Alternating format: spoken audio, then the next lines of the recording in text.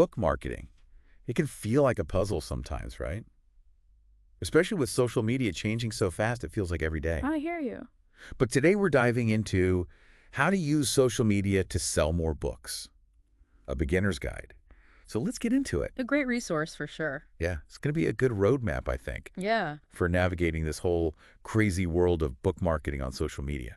So no matter where you are in your author journey, this deep dive is going to break it all down into clear, actionable steps for you. It really does a great job of simplifying some of those more overwhelming concepts. Yeah. The first thing that really jumped out at me was the section on choosing the right platforms. I mean, Oh, yeah. there's just so many options. Facebook, Instagram, TikTok, Threads, Twitter. I don't even know what else. There's too many. Pinterest. Pinterest, yeah. It's a lot.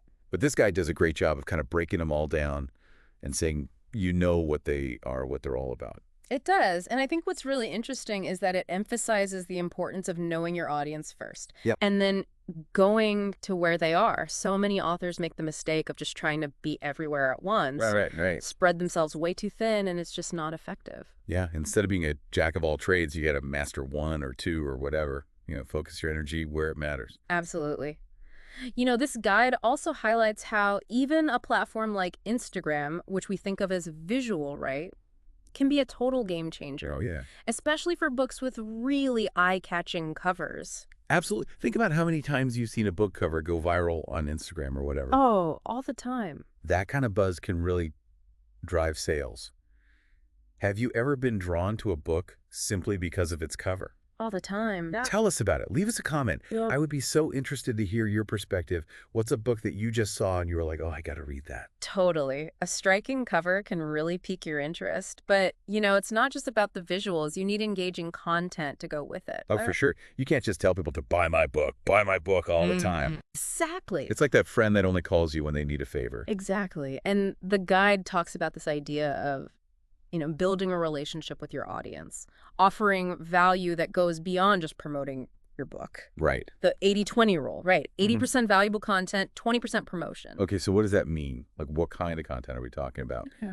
What would make you want to follow an author online? Yeah, so it could be anything from behind-the-scenes glimpses into your writing process. Yeah. To interesting facts that relate to your book's themes or books that you love or just personal anecdotes, right? That resonate with your audience. Like little peeks into your life. Totally. Yeah, I love that. And actually, this guide even gave an example of an author who built this massive following just by sharing writing tips. Oh, wow. And personal stories that connected back to their book themes. So they were creating a community before their book even launched. That's smart. Yeah. I like that. It's a really good strategy. Okay. Okay, let's move on, because another key point that this guide makes is this whole power of paid advertising. Yeah. And I know this can feel intimidating, especially yeah. if you're a new author or just don't have a lot of experience with it. You feel? It can feel like, oh my gosh. A big, scary thing. Yeah, exactly. So where do you even start? Exactly. Yeah. But I think what's helpful about this guide is it does a good job of breaking it down. So it talks about platforms like Facebook and Instagram and even Amazon, right? You can actually target very specific groups of readers. Oh, wow. Reach the people that are already interested in your genre or your themes or even authors that are similar to you. So you're not just throwing money into the void and hoping for the best. Right. You can really be like, okay, I want to reach this specific type of reader. Yeah. That's amazing. The guide even mentioned an example of a campaign that targeted readers who listed certain hobbies in their profiles. Get out of here. Like what?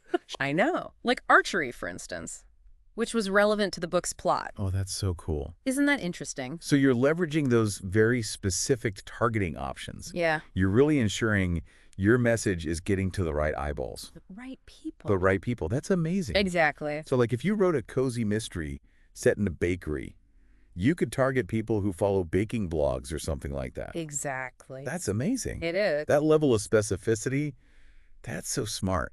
Yeah. Have you faced a similar situation where you had to target a super, super niche audience? I have.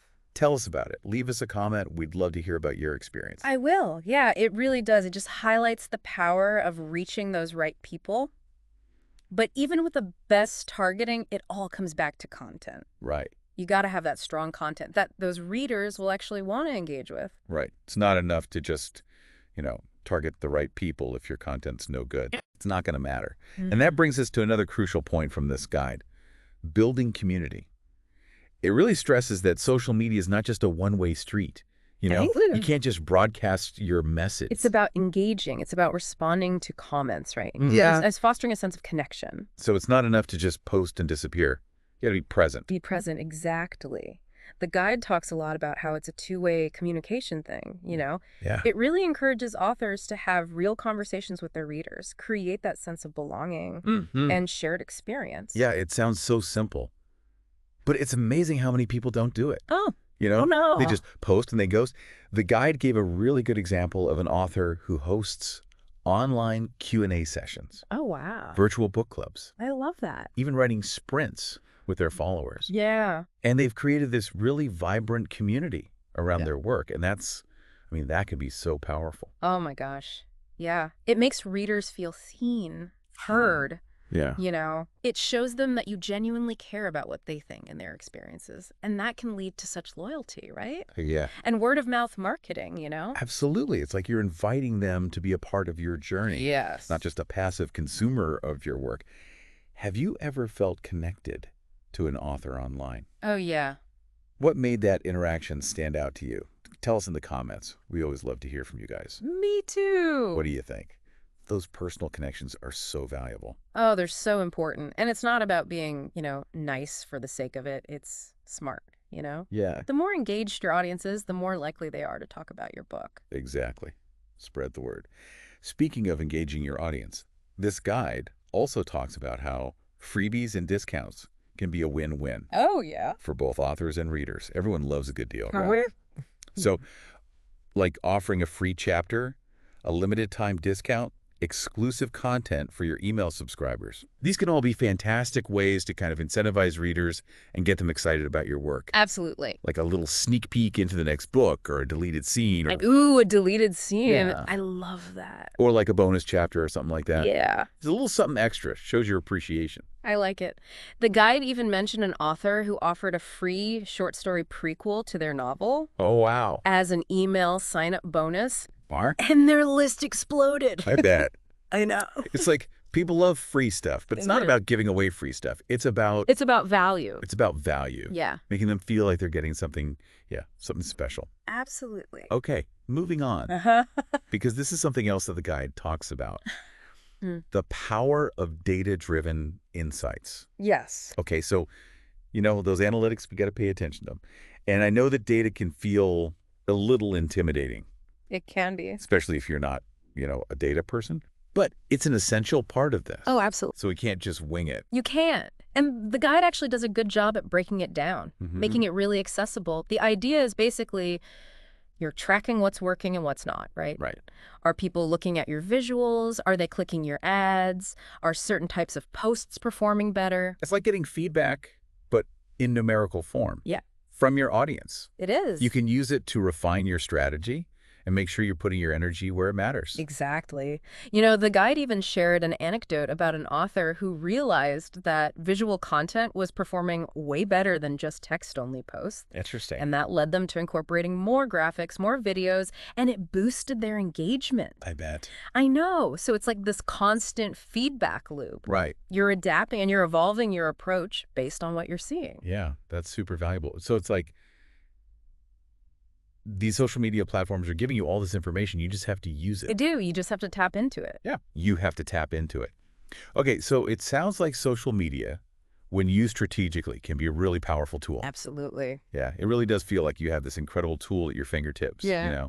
to connect with readers all over the world. It's amazing. Yeah, and it's not just about selling books either, is it? It's about building a platform, Yeah. establishing yourself, as an author, creating a community around your work. And this guide gives you the tools to do that. Like it really does. It's a roadmap for navigating this whole world of social media marketing, breaking it down into these manageable steps. So what does this all mean for you, dear listener? What one action will you take this week to apply what you've learned?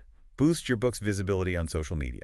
I love that question. It's a good one to reflect on. Maybe it's as simple as identifying your target audience and choosing one or two platforms to really focus on. Maybe it's experimenting with a new type of content or, Yeah. making a conscious effort to engage with your followers more. Yeah, I love that. And even small steps can lead to big results, Yep. especially when you're consistent. Don't forget to share your action plan in the comments. We'd love to hear what you're working on, support you on your journey. You know, building an author platform takes time. It takes consistency. It's a process of learning and experimenting, But by using the insights from this guide, Yeah. engaging with your audience authentically, you can create such a thriving community around your work. I love that. Keep experimenting, keep learning, and most importantly, keep writing those amazing stories. Mm-hmm. Till next time.